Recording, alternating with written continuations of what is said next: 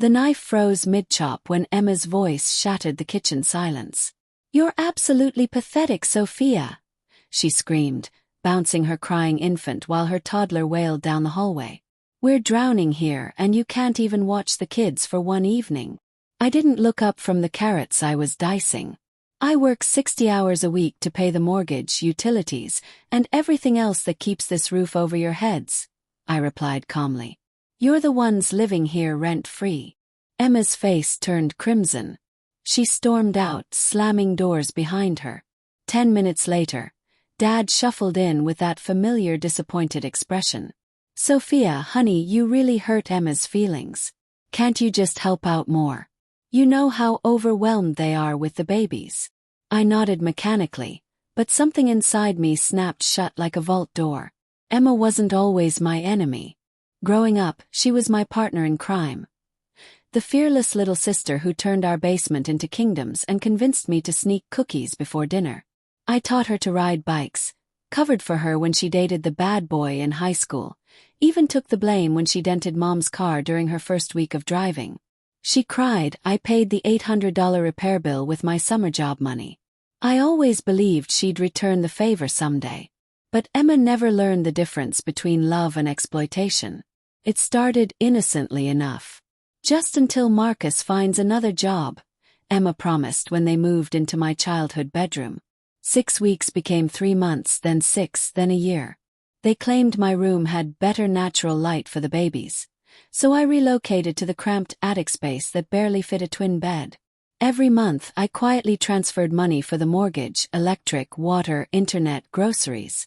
I told myself this was what family did. We supported each other through tough times. But the moment I refused to babysit so I could attend my company's networking event, they circled me like vultures. "You lack basic human compassion," Mom declared over breakfast. "You're making everyone walk on eggshells," Dad added. Marcus just smirked from behind his coffee mug, like he'd orchestrated this perfectly. And maybe he had. That night I packed a single duffel bag. Not from anger. From absolute clarity. The next morning I placed a printed document on Dad's breakfast table.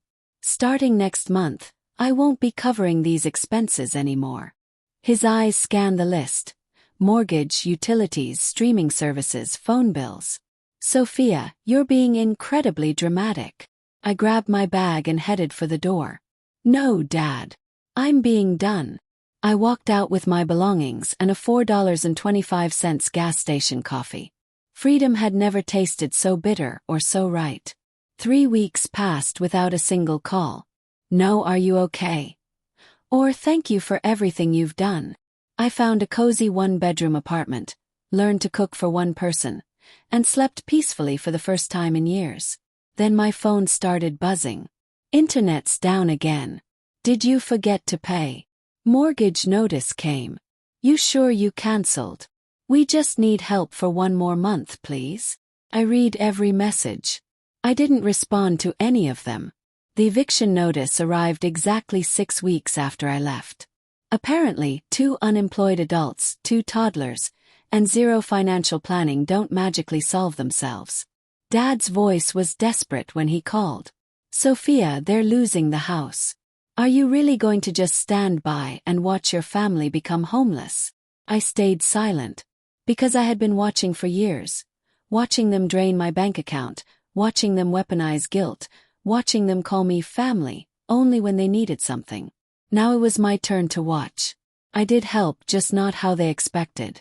I contacted our landlord directly, providing documentation of every payment I'd made over the years. Bank transfers, receipts, statements. I offered him a clean exit strategy. Sell the property to a buyer who could actually afford it. 1 week later, a "for sale" sign appeared in our front yard. 3 months after I walked out, they were packing boxes. I spotted Emma at the supermarket checkout line 2 months later. She looked exhausted. Unwashed hair, cracked phone screen, one baby screaming in the cart while the toddler threw cereal boxes on the floor. Our eyes met across the produce section. "You destroyed everything," she whispered, her voice hollow. I took a deep breath and held her gaze steadily. "No, Emma. I just stopped rebuilding what you kept tearing down. Today, Mom and Dad rent a modest apartment across town. Marcus moved back in with his parents at 34 years old. Emma bounces between friends' couches with her children, learning what temporary actually means. No more weekend spa trips on my credit card. No more bottomless mimosas while I folded their laundry. Just reality finally catching up. This was never about revenge. It was about release. Sometimes I remember that suffocating attic room. The broken ceiling fan clicking all night, my phone buzzing with their demands, my hands shaking while I drafted resignation letters because I was working 2 jobs to support 6 people who barely acknowledged my existence. Now I sit on my private balcony every evening, surrounded by peace instead of chaos, silence instead of screaming. They called me selfish. But maybe selfish is giving people exactly enough rope to reveal who they really are. Turns out they hanged themselves. All I did was let go.